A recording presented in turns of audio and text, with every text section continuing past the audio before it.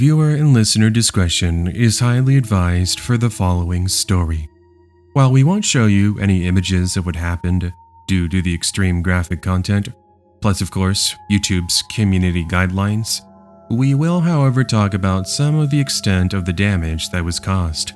Practice discretion as you listen to the following story. So we're starting off strong today.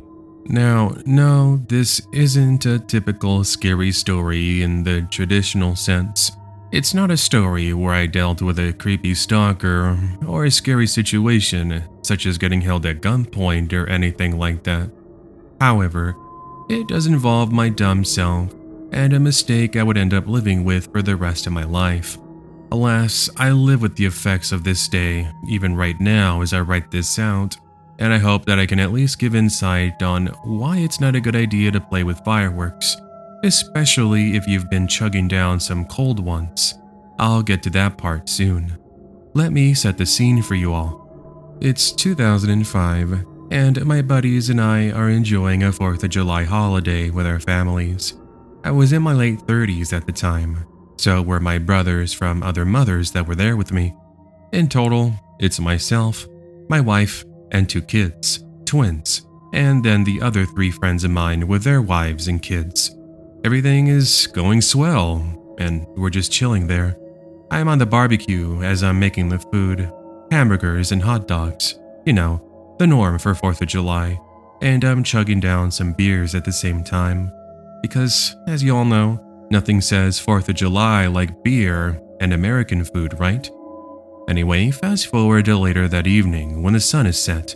We began to hear the fireworks being shot off in the neighborhood surrounding us, and thus it was our signal that, hey, let's get started on our fireworks display for the kids.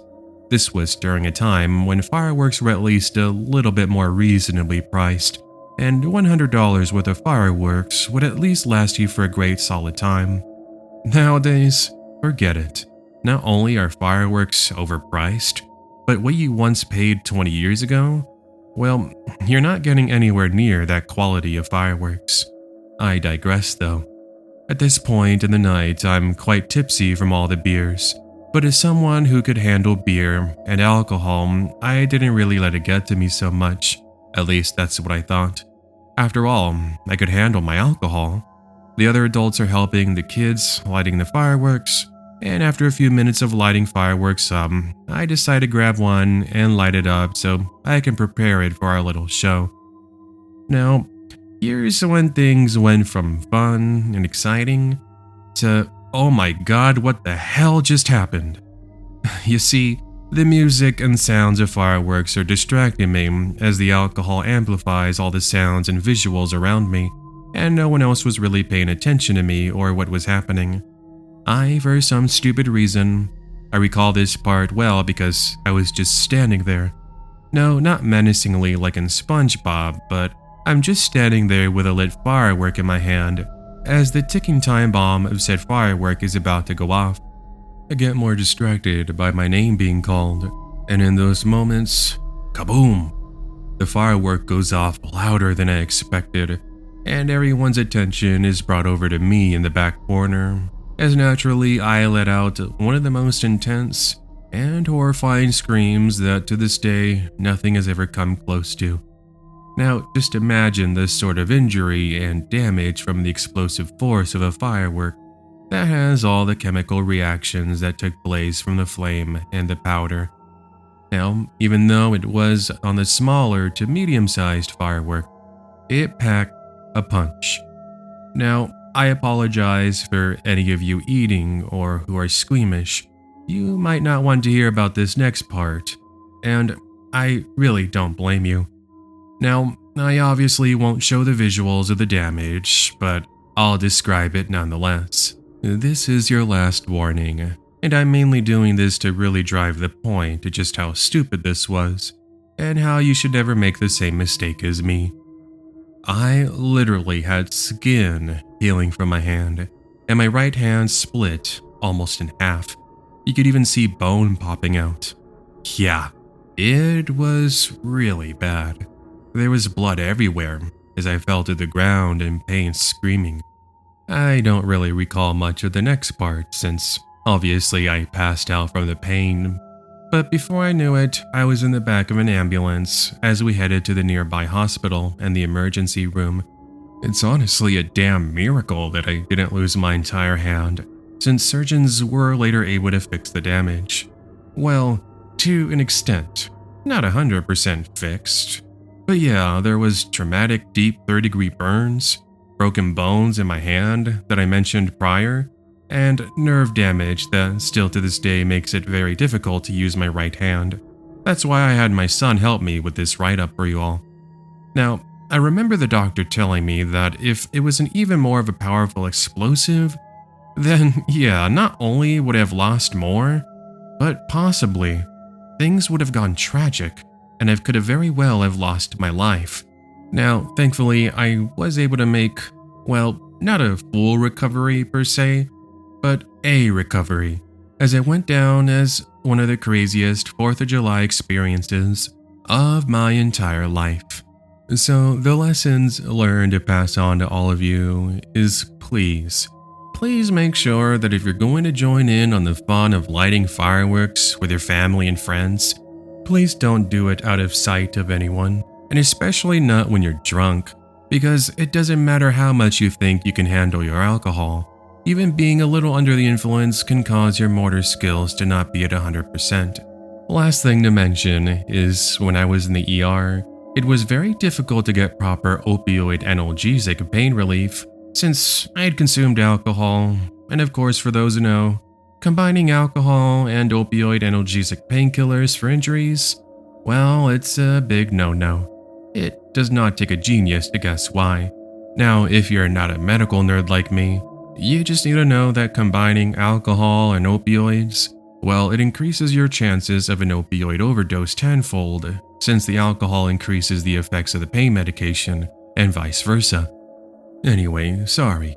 I just wanted to say really quickly here at the end of this story, thank you so much to the Creepy Fox for letting me join you and collaborate with you on this 4th of July stories video. I really hope fellow subscribers send in their stories as well, since, as he has mentioned before, the more stories he has submitted, the more videos we get, and the less stories we get. Well, that's months of waiting, which I can't blame him for that, honestly. But okay, with all that, take care everyone, and please, stay safe.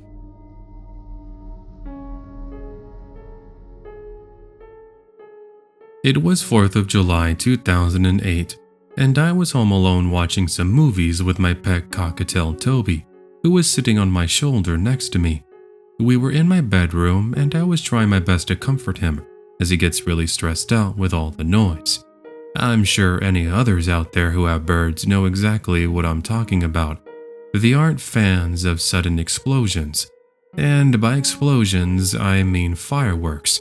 They were going off like crazy on my street, even though the city I lived in at the time had a downright ban on the fireworks, especially the ones that go up into the air, which apparently nobody got the memo.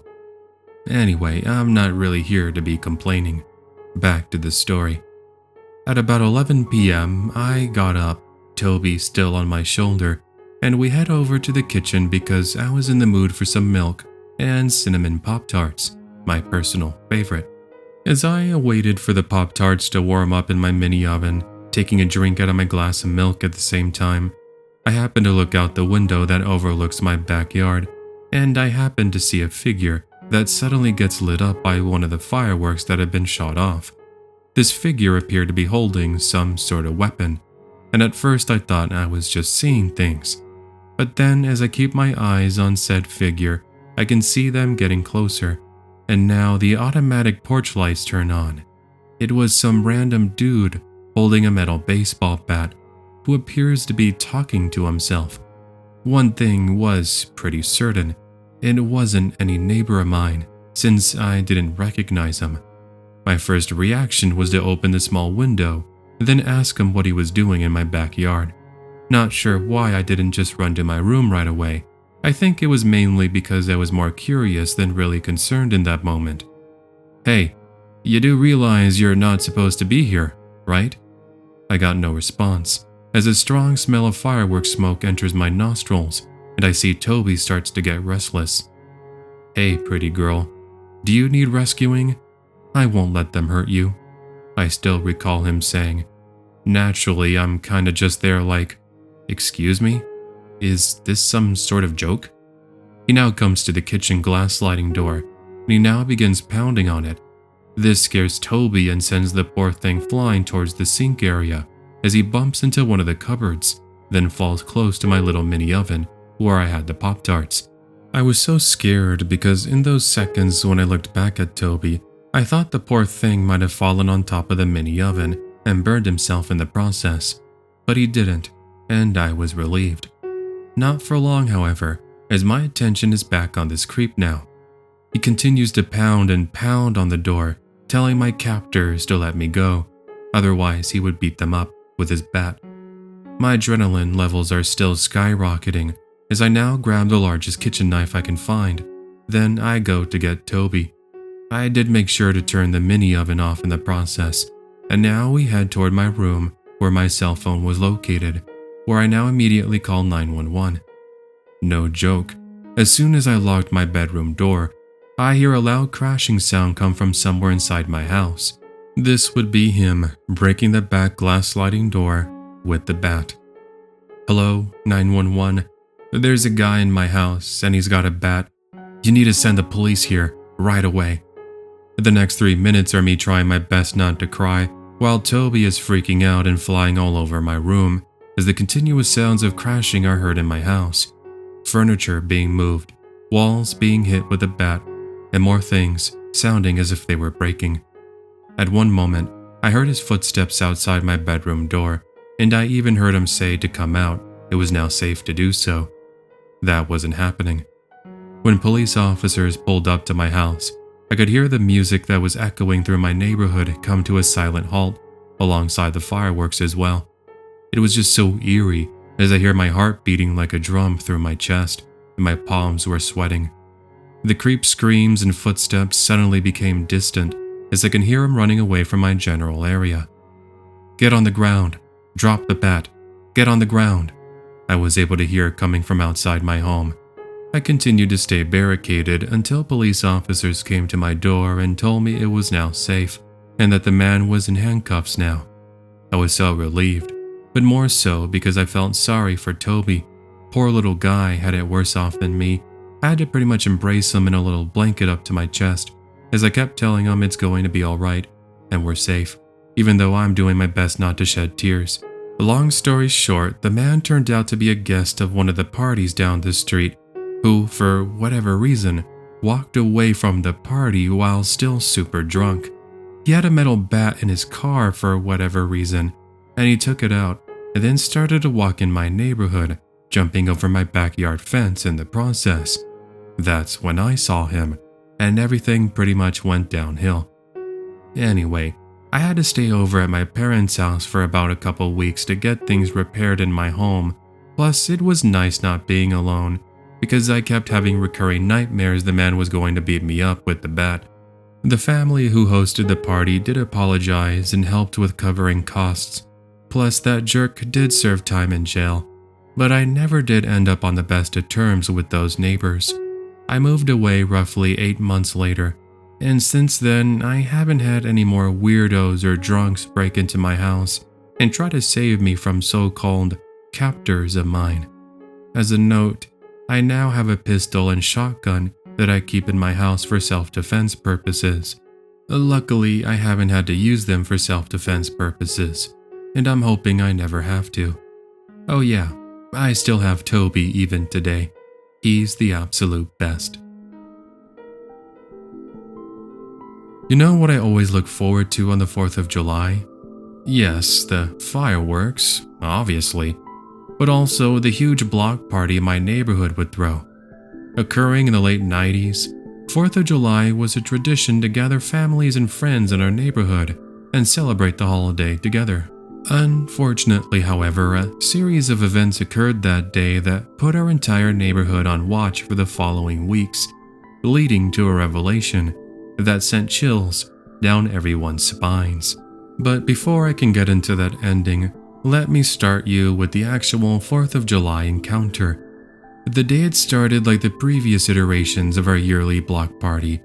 Parents woke up early to start setting up tables and decorations, and us kids slept in, only to be awoken by the sounds of truck engines bringing the jump houses and slip and slides too. Basically, it was a dream come true when you met up with your other friends and began playing and screaming at the top of your lungs.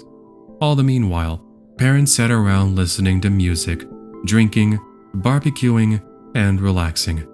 This day, my sister and I ended up meeting up with two other neighborhood kids that we're going to call Max and Amy. They were a brother and sister around our age, who we always played video games with. Super Smash Brothers was our thing. Anyway, fast forward to later in the evening, and the parents are starting to set up the firework extravaganza. We were to set them off at around 9 p.m.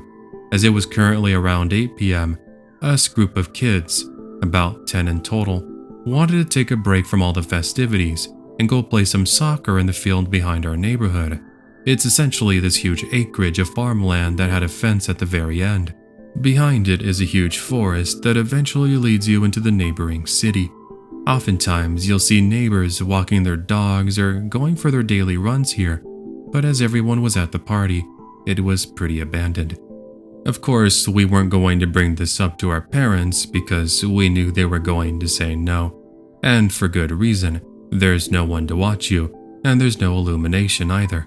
That didn't stop us from bringing some flashlights. Soon, we split up into 2 teams of 5 and started to play ball. No more than 10 minutes of us playing and scraping our knees on the dirt, a friend pointed out some movement coming from just a few hundred feet to our right. We each come to a halt and we can see a tall, lanky, dark figure watching us. At first we thought it was one of the small crumpled up, dried up trees, until we pointed our flashlight at it. It was a disheveled man, wearing torn up clothing and holding onto a backpack. He looked like a drifter, the ones you see hitchhiking along the highways, going from city to city, trying to find their way in life, so to speak. We found his sudden presence alarming when he began getting closer, all the while reaching into his backpack. We weren't sure what exactly he was planning, until, no kidding, this dude takes out a knife. It looked like one of those survival knives, the ones you see on Man vs. Wild with Bear Grylls. Gosh, I missed that show. Anyway, seeing that, we booked it, only for him to begin chasing our group for whatever reason. I mean, what had we done to warrant such a misfortune? Could it be he was watching from the shadows, and he had gotten angry when he was spotted? I can't really tell you, but by the time we go over a clearing and enter the lit neighborhood, we're trying to catch our breath and get our parents' attention. I remember we went to Albert, a retired police officer who lived closest to the field. He didn't believe us, not that we could really blame him, until he told us he would go and take a look. From my recollection, he says he spotted someone scurrying away through the field. Now, that was it, for that night at least. We were pretty shaken up by the event, but we enjoyed the fireworks presentation before we went to bed around midnight and forgot about our creepy encounter. Fast forward about 2 weeks later, I remember my family and I were in the living room eating dinner when my dad switched to the local news station to check the weather. We got our weather forecast, which consisted of another warm front with light showers. But in between the forecast, there was a story about a man who was arrested on charges of armed home intrusion. When they showed his face, both my sister and I froze with the chills. It was the same man we saw that evening on the 4th of July block party. Needless to say, a bunch of other kids we were playing with that evening were able to confirm his identity. So, that was the night of the block party when we stumbled into a future armed burglar. Have you heard the saying, a right place at the right time? I'm sure you have. And this evening when I was working was a perfect example of this phrase. I used to work at a liquor store about 10 minutes from my house, and it so happened that on this evening, it being 4th of July in the year 2000, we had decided to remain open. I was working the graveyard shift, and at about 10:30 p.m., a homeless man walks into the store and starts to curse at me and threaten my life. It spooked me out quite a bit, but here's the thing with him. I knew him. You see, he had come into the store on multiple other occasions before this evening, and he had been harassing some of my other co-workers. One of them, who we're going to call Cynthia in my story, told me at the time that one day he walked into the store and straight up to her face asked her for sex. When she said no, he went crazy, and he just walked away, pushing a display of food over in the process. He was barred from the store after that incident, but alas, here he was. I reminded him that he wasn't allowed to be here due to his previous activity, and that if he didn't leave and didn't stop threatening me, I was going to call the cops. He finally left about a minute later, but not before also throwing over a display, and I honestly thought that was going to be it. Fast forward to around 2 in the morning. It's dead quiet in the store, and I'm struggling not to fall asleep from boredom. I was suddenly startled by the bell at the front door, only to see it's a local police officer. I straightened up really quickly and I welcomed him in as he asks me if he could get a cup of coffee. I told him, sure, no problem, and I begin to grab it for him as he heads toward the back of the store to pick up some snacks.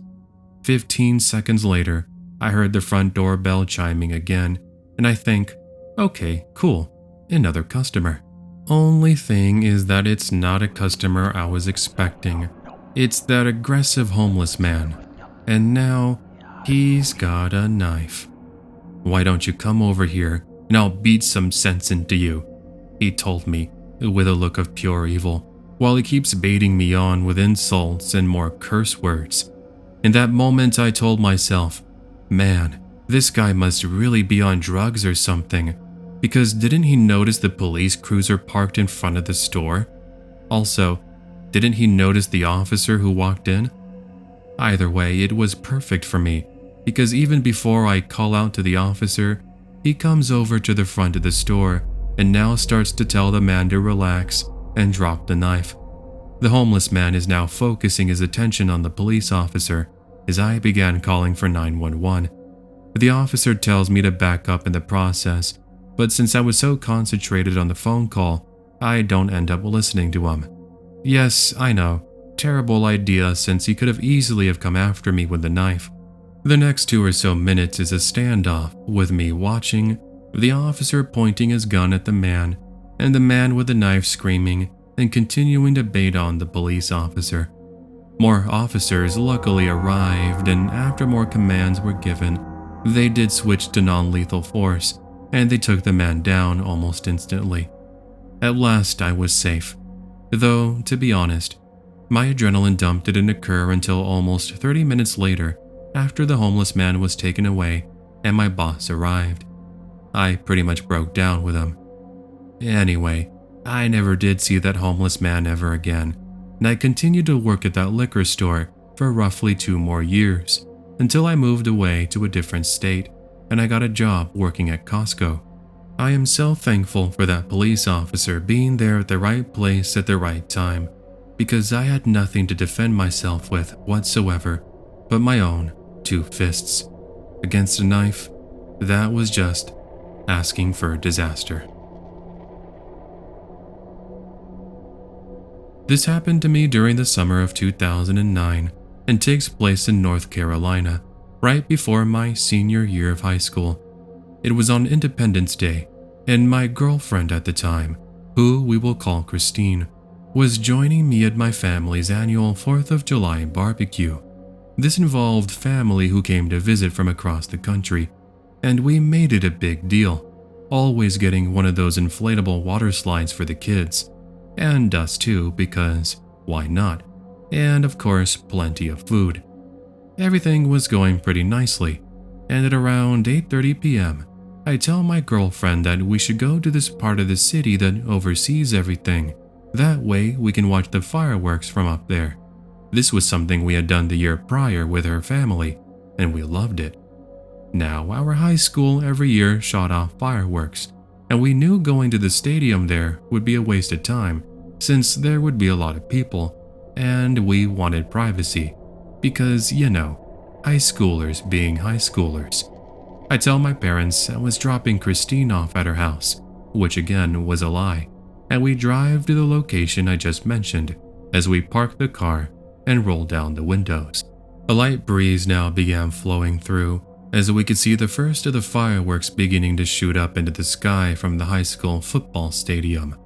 It was beautiful, and we were so happy, but not until another car showed up as well. It was a bummer since we of course wanted to be alone, but hey, can't have it all in life, right? Roughly 3 minutes after the car parked a short distance from us, we saw someone step out and then begin walking over to us with a purpose. It was a man holding a can of beer who's got a white t-shirt with a large belly sticking out, some blue jeans, and a cowboy hat of all things. "Hey, you two got any room in there for me?" he jokingly said, to which we told him, "No, we don't." I took one look at my girlfriend and her facial expression was telling me that she was a bit creeped out. I told her to calm down as I now try to change the subject since I didn't want him ruining what was supposed to be our special evening. "Yeah, we just came to watch the fireworks. We're trying to relax. It's been a long day." He completely ignores what I say and then says something that really made me angry. "Hey, you two ever had a threesome before? Want to have one with me?" And no joke, the creep just straight up says that. I rolled the windows up as I began starting the engine up. No way were we staying here. The creep now tries opening Christine's door and she's naturally freaking out as the man is staring her down and telling us to open up or we were going to be sorry. Anyway, as not to make this any longer than it needs to be, we immediately backed up. Looking back, I wish I would have run over his foot, but I didn't. We drove the heck out of there, but luckily not being followed now that we were on some main streets. We did report the incident to the police and we did give a description of him and his vehicle, but unfortunately nothing ever turned up. I do want to believe that he was intoxicated that evening, because I don't think some random dude is just going to come up to your car and start asking for a threesome.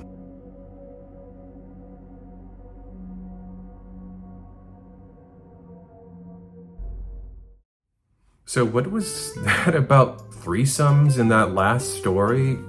Hey, I don't know. Some of these stories I cover are pretty insane. But hey, thanks so much for watching today's video. If you are joining us for the first time, hey, my name is Caesar. I'm the host of the Creepy Fox Scary Stories podcast. These are the sorts of videos I like to upload for my subscribers. It's a mix of podcasting, a mix of gaming, and there's even sometimes some animation content I'll upload as well. So if that's the kind of thing you like, then check out the channel. There's a lot more content you'll like.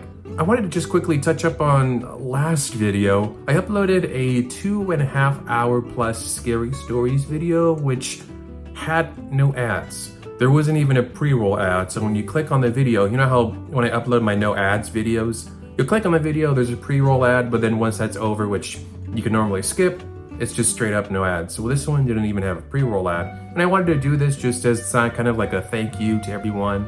But for some strange reason, it seems like the episode got skipped.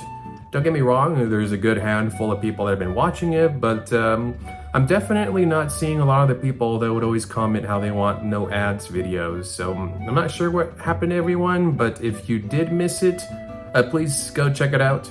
I do feel like, I don't know, maybe this is just me saying this, but I feel like a lot of people, I don't know, like traumatized, I don't know if traumatized is the right word, but like when they see no ads in a title, they think it's clickbait. And I just think that a lot of people are sick and tired of getting ads every 2 to 3 minutes in videos of this kind of nature, that when they see a title or a thumbnail with no ads, they don't believe it, but then when they click on it, they're like, hey, finally someone that actually uploads no ads videos, which again, that's why it's so surprising to see that barely that many people have supported and watched that other video. So please make sure to go check it out if you missed it, because it's a good one. But yeah, happy 4th of July to all of you that celebrate.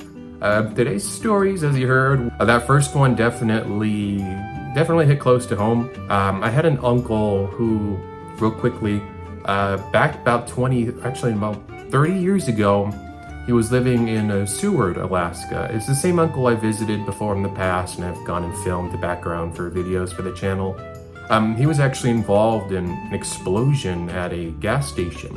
He was pumping gas, and then all of a sudden, randomly, there was just a random explosion, and he suffered third-degree burns.